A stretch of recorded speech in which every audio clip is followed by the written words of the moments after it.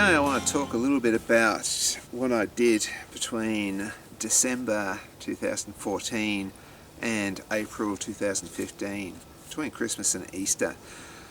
I was working on Spirit of Tasmania, and that is a ship that goes between Tasmania and the mainland of Australia, between Victoria and Tasmania.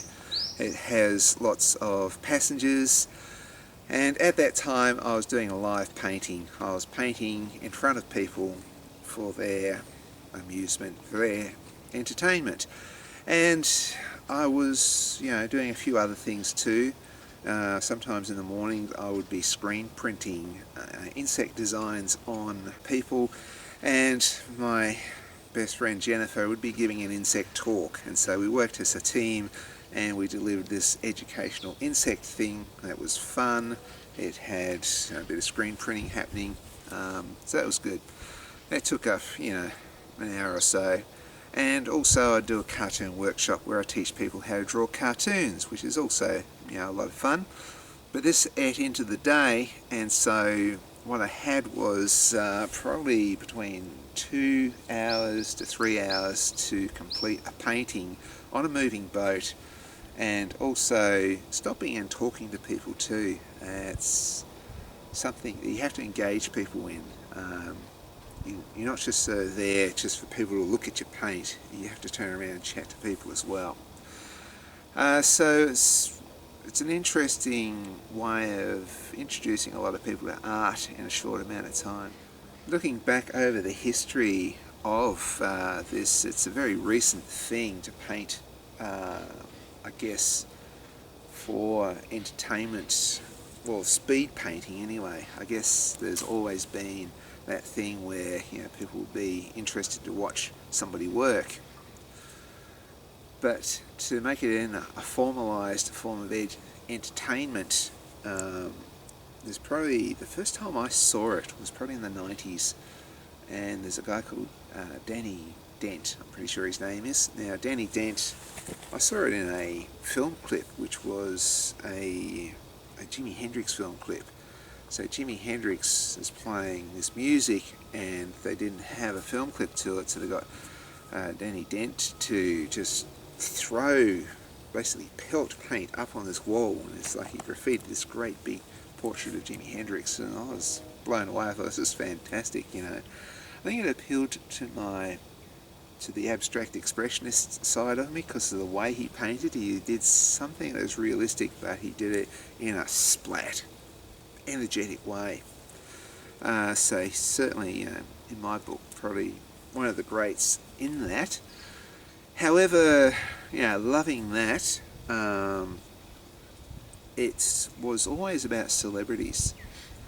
There's another guy called Garibaldi, and Garibaldi is, again, amazing. And what you see is like a dance act, and this guy can just throw up a portrait of somebody really super fast. I'd probably sort of say he's the best living example of it today. But at the end of the day, what you get is a really quick, fast portrait of a celebrity. It tends to look a little bit like fan art.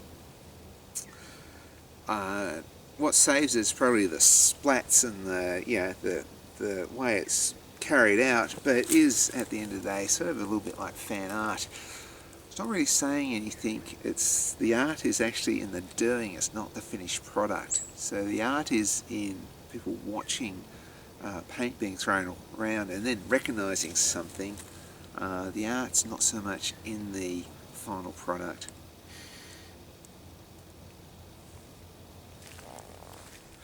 One group I really admire is called Splash. I think I quite like those guys because they're about wildlife. They started up, again, a similar, really quick, fast, do a painting in about 5 minutes, entertain the crowds, but they were doing it at the zoos. They're doing it with animals.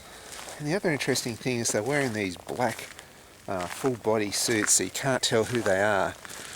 And it sort of takes the artist out of the equation, and you're just sort of seeing this painting appear. So very interesting, entertaining. and the philosophy is that they're working to educate and inform people about wildlife. It's really cool. So I think it'd be fun to do something like that, but it's like a dance routine. You have to be able to choreograph something. You have to paint something over and over again, and I'm not really that interested in doing that. I think it's interesting that you've got, very similar to music though, you've got your live performance and you've got your studio work.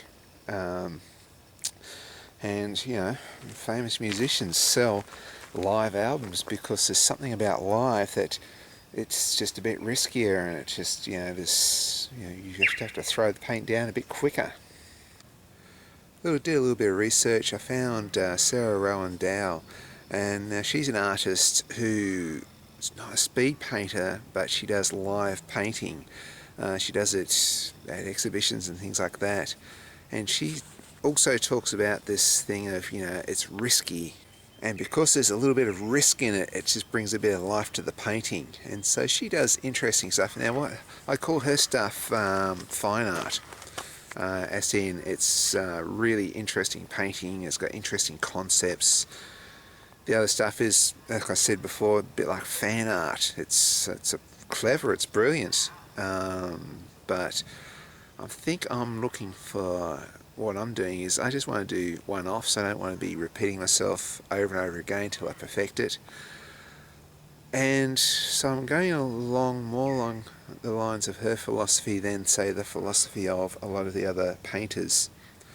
I am trying to stick to the philosophy, though, of not touching up afterwards. You do a painting and that's it, no touching up.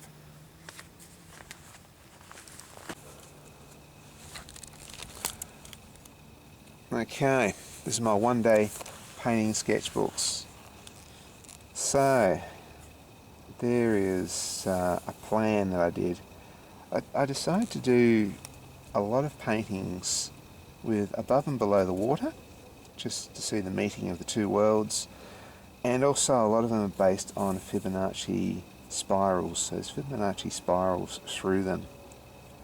And that was the first painting I did. I was sort of okay with it. Well, it wasn't too bad, but could have been a lot better.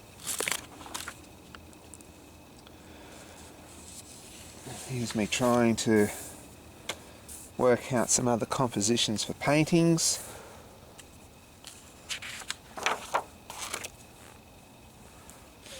And again, this one, I was very happy with how this one turned out. Again, we've got this Fibonacci spiral there. You've got this bright, sunny thing with a Cape Barren goose swimming by. I was going to put a crab in, but I decided not to. I put instead this Bellini, which is a fish only about this big. And I quite like the way that the brittle star is looking like something from 2000 Leagues Under the Sea. So we've got this a little bit dark, mysterious thing happening here. We've got this bright sunny here with the painted cliffs. I was fairly happy with how that one turned out. More rough sketches, trying to work out ideas. Again, you can sort of see where I'm trying to get this swirly patterns through here. It's probably because of my love of snakes. I like the swirl thing happening, but I ended up not doing that one. But I did end up doing this one.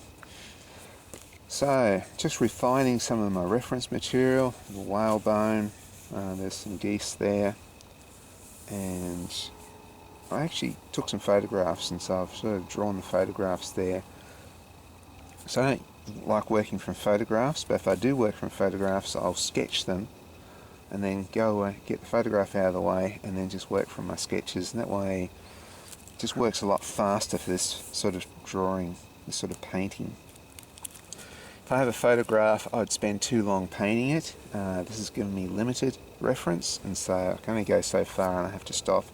I have to try and make it look good with what I've got. So it works as far as speed goes, not to use photos. So there's all sorts of Fibonacci spirals working through this piece here, and I was quite happy how that one worked out.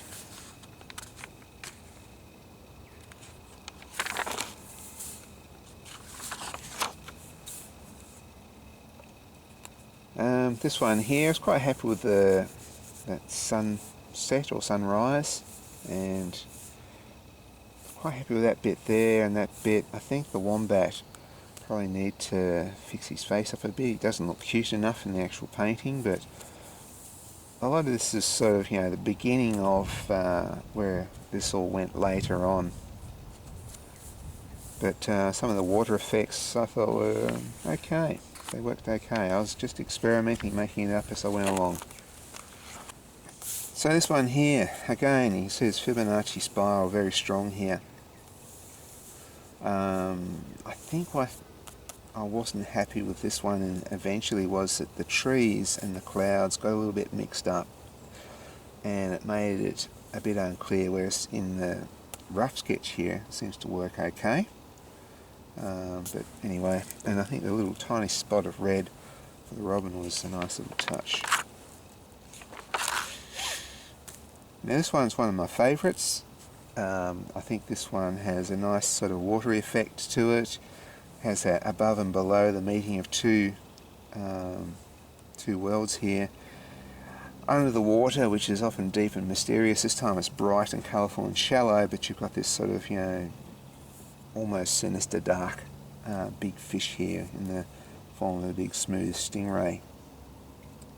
I was quite happy with this effect here and reflection, so it worked quite good, I thought, for 2 or 3 hour painting.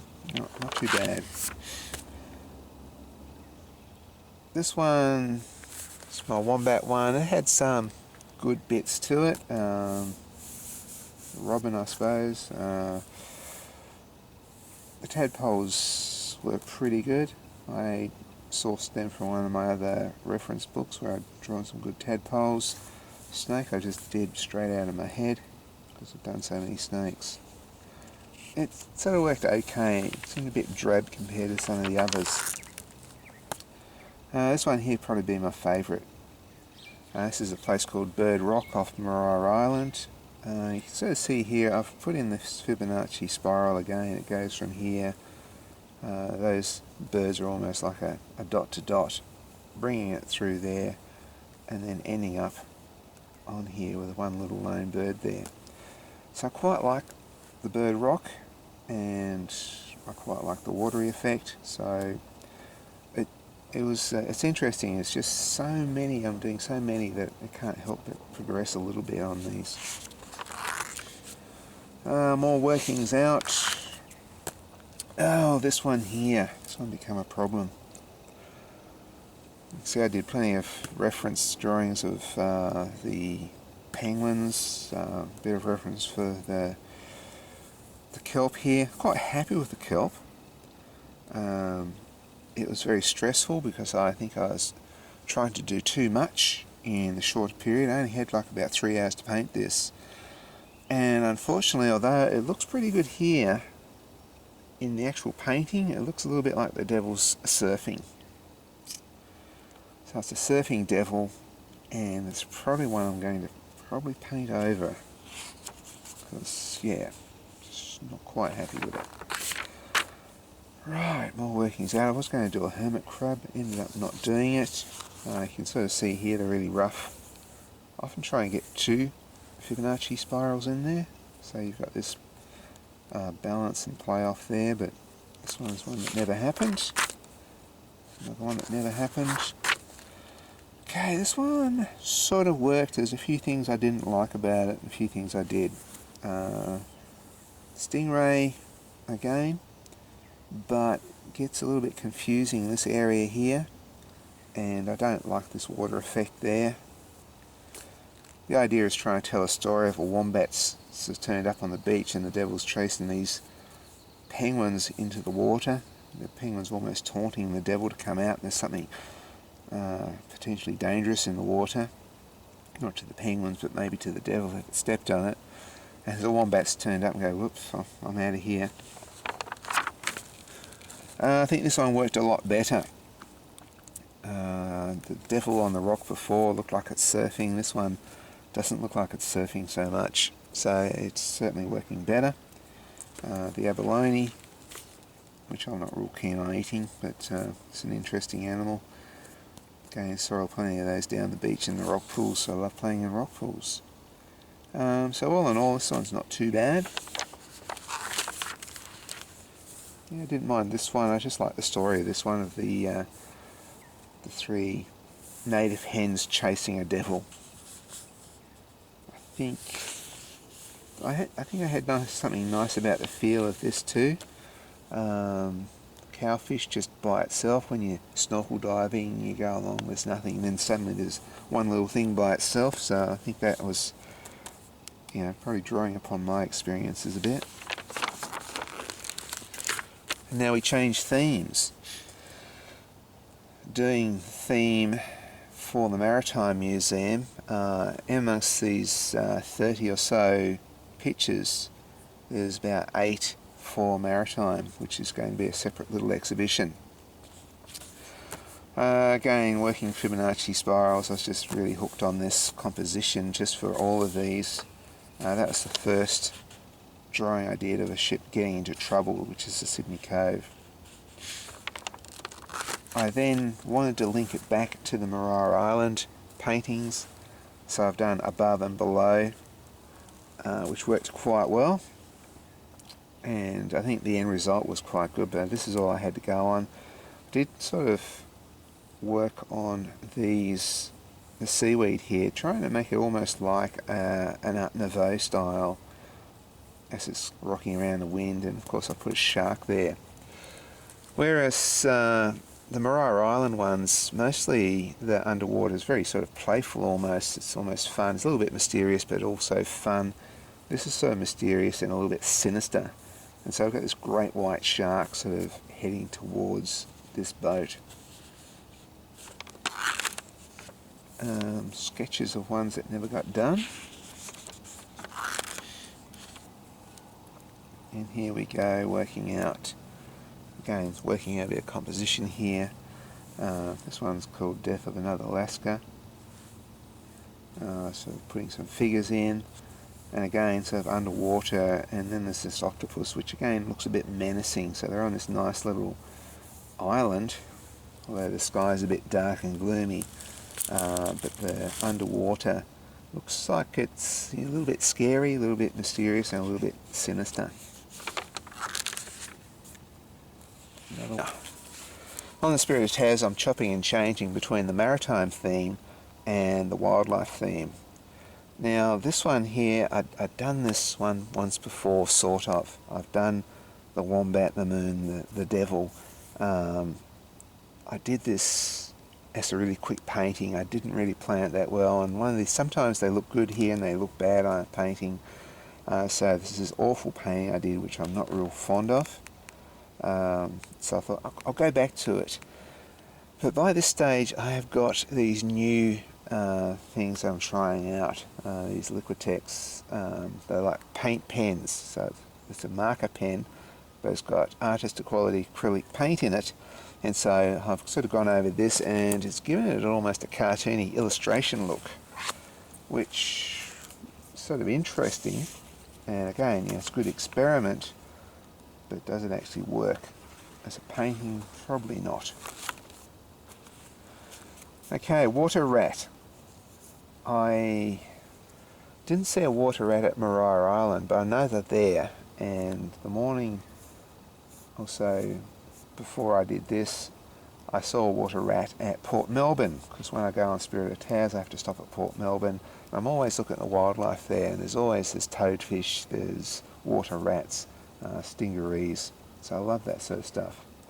So this is a water rat, and it's also great fun to talk to people about this. So I did this so it can be a topic of conversation. It's not like a European rat, it's a native rat, and it's a beautiful animal. It's like a little otter.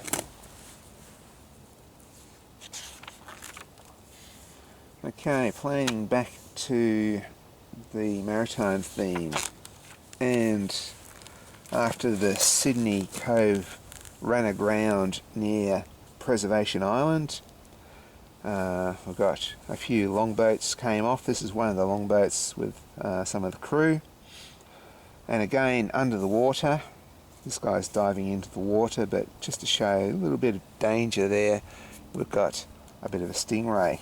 I was quite happy with the sound effect, the water effect. Drawing all these figures, oh, I could have done a lot better, but again, there's a lot of figures there to do in just a couple of hours, and so I worked flat out on those, and yeah, just managed to just get it done in time. This one's called The Castaways. I was playing with the idea of having all these nice bright colours and miserable guys around as a contrast, but so it turned out the under the water again looked a little bit drab and sinister. So it was an interesting playing around with this. This is an actual rock. This comes from a photograph on Preservation Island, because I haven't actually been on Preservation Island. So I'm just working on photographs and just my imagination for a lot of this bit of research I've done. Right, this one here, I think it looks a lot better here than it does in the actual painting. The painting was sort of okay. Here it looks a lot better. It's one of those things I wish I could just like project it up on the page, but each day I start with a blank canvas. I pull the plastic off the canvas for people to see. There's no markings out, it's just straight into it. And that's part of the gimmicky showmanship of painting there, just to see, let people see it just start at the beginning and finish. So I just have to sketch it up best I can. But it's sort of okay. This one here is interesting. I really like an effect I got in the background there. The background worked really, really well. A little bit of dry brushing, and so that was probably the big success of this painting, was actually stumbling across, or accidentally, falling across this background. As it ended up looking pretty much like something from an illustration in a book, which is sort of okay given the climate of where it was. Don't know if it works as a painting, but it works as an illustration. Except I did the tadpole tails too long, and unfortunately I didn't use much reference for the tadpoles, just did them straight out of my head. More that didn't happen. And this one worked quite well. Again, so you do so much of this painting and you just sort of often stumble across the different techniques. For here, the big technique was the rocks. I found that with a palette knife just scraping across made nice rocks, because when you scrape back the canvas, made good highlights. So rather quick thing, worked quite well. The little penguin there looking up, trying to keep out of the way of the devil. Alright, this one sort of worked. I didn't mind the wallaby section, and all bright. Down here, I think the water line, I tried something different with the water, and I don't think it worked. I think it works better when there's a nice bold line there.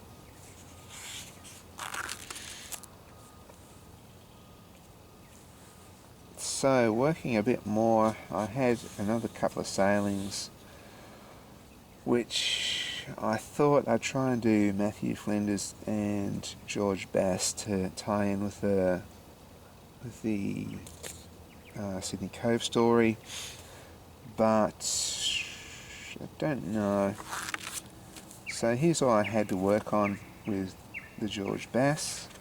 Did I do a colour one? No, I didn't. Didn't even do a colour one. I thought I'd just do this sky and the rain. Not much, not very colourful. It sort of worked out okay. I sort of got away with it. I did this at night time, and at night time I had less than 2 hours to do it. The lighting wasn't real good. Yeah, but got away with it. This one here, it looks like it's planned a little bit more, and this is the danger of watercolours. You see, I don't mind that so much because the watercolours, sometimes watercolours just does its own thing, but then when you go to try and duplicate that, often you can't, because your acrylic paint is a more controlled thing. What I ended up with was too many blank spots, sea looking so-so, sky looking so-so. The whole thing's very average and the whole thing's going to get painted over really quickly. Okay, one of my favourite paintings is a painting of this guy, second mate on the Sydney Cove. Because the sails were going into tatters, he tried to get there and try and bring the sails in, but he fell overboard.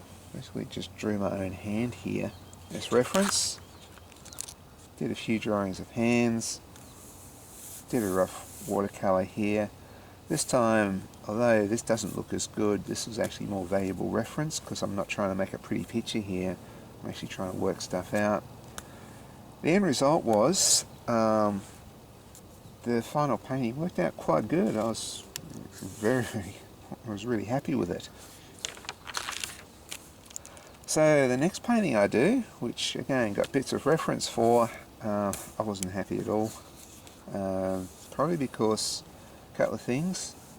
The two figures there didn't really work the anatomy out that well on it. I just sort of, again, this is the only reference I used in that painting, which is pretty rough.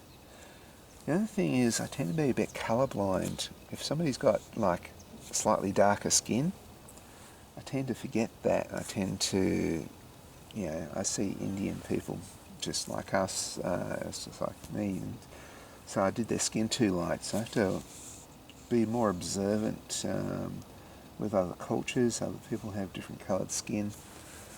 But like I say, I tend to be a little bit colourblind if I'm not careful. Right.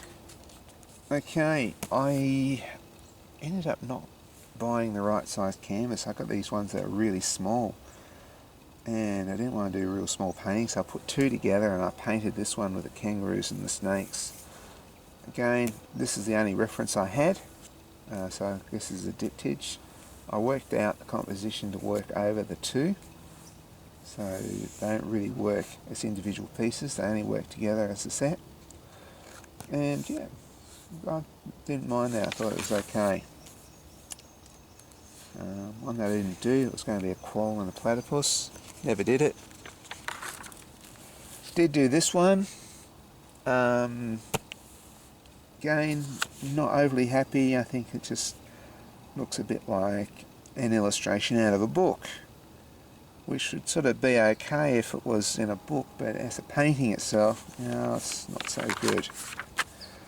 Whereas this one, most happy with this one. Again, another favourite. I thought it worked out really good. I like the way the focus is on the fish here. This fish in the foreground are darkened up, so you don't notice it as much. Yeah, very happy with this salmon one. This one, not as happy. The blue ring taking the crab is just a little bit confusing. I think I could do that a lot better. It's probably a subject that needs a lot more time than just a couple of hours. Here we have the Alaskans. This is the Indian sailors pumping, trying to pump water out of the Sydney Cove as it's taking in water. So this story is a little bit all over the place. So this is just before they ground their ship. So they're pumping like mad, trying to get the water out, and there's one of them collapsed. It's going to die.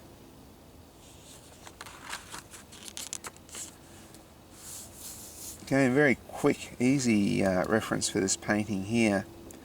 And this is just a little bit after sunset. The sky is chocker full of short-tailed shearwater. And this is what the men on Preservation Island lived on for quite a while, what we call mutton birds. And down here, a bit of a shark going by. It's not a dangerous shark, but again, it's given this feeling that these guys are trapped on an island, that it's the water's dark, mysterious. The water is like, the bars of their prison while they're trapped there. And that was the final drawing out of the 32 paintings that I've done. Need a few specialised equipment apart from normal paints and things like that. I found when I started there were things that were slowing me down. One of those is tubes of paint. You have to unscrew and screw a tube of paint. You can't do it with one hand. I started putting them in these little containers where I just flip with the thumb.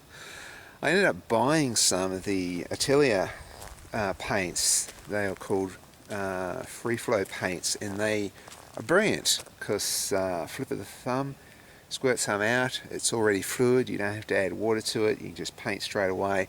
That sped things up quite a lot. The other thing is I started mucking around with paint pens, and these paint pens, again, flip off a lid and you're drawing straight away. There's no get a paintbrush out, dip it in water, get paint out. It's just pull the lid off a pen and just draw straight away. That's good for certain things. I experimented with it, I got carried away with it a bit, but now I just sort of use it every now and again. If I want to mark something out on a painting, I might just, flip that off and just add a bit, step back, add a bit. So I'm drawing over the painting, now I paint over that. Still, good stuff. All a learning experience, all these different tools. I had to, again, the other logistical problem is getting all this stuff on Spirit of Taz, and I ended up having this trolley system where I could carry my canvases. I would have 3 drawers. I'd strap the whole thing together and take it on Spirit of Taz. And of course I'm also taking other things too. Sometimes I'm taking stuffed platypus or a stuffed echidna. I'm taking all the stuff that I need to screen print on people. I'm taking stuff to do cartoon workshops. So there's a lot of activities I'm all doing at once, and so it took quite a bit of planning as far as how do you store this stuff, how do you carry it, and so I find the trolley system probably the best, and luckily I can store an easel on there. I did also find with the easels that I adapted them and I put a little shelf at the bottom of the easels just underneath where the painting goes. I found this little shelf was good to put the paints on. Again, it's a game of inches with this. If you want to try and get this thing faster, what you have to do is every little second matters. So taking tubes, taking lids off tubes, that's annoying. Reaching over to get water, reaching over to get brushes, again, really annoying, taking up time. I found a music stand very, very helpful, so I used a music stand, and that I had my brushes all on there. I had my reference, which is my sketch pads there, and then under the painting I had my water, I had my paints. I found this is the fastest way to work. I'm not turning, I'm not picking up things, I'm not looking for things, it's just all there from bang bang doing this all the time. I even made myself a special palette. This palette is very, very lightweight, very thin wood. I made it so it can turn because I found I was mainly using one part of the palette, so I did one that could just quickly flip around and I could use both ends. It rested on the arm very, very lightly, so you could hardly even know it was there. And that was good. I even toyed with the idea of strapping it on. I might even look at reinventing the palette again, but the palette, the ones you buy from shops, they're big, they're heavy, they're out of the... they don't seem to work for me. So I make my own. The other great thing about working on the Spirit of Taz is often you'll get artists come on and they give you feedback. That's where I found out about the paint pens. Just the feedback from another artist. He was like a street artist, and the street artist was working on canvas. He told me about these paint pens, and they were, they actually helped a lot, especially in rigging of ships and things like that when you just want one long continuous line. Fantastic. So they were very useful. I met another printmaker, which was really cool because printmaking's my thing, and we were talking about compositions, and that was great. So it was really good to get feedback, not just from the general public, which most of them just say, oh yeah, that's great, because they don't understand art. It's really good to get feedback from actual artists. One guy who had just been through art school sat down. We just talked about Fibonacci spirals and how to put them in a composition for a while, and that was fun. So it was great to get feedback.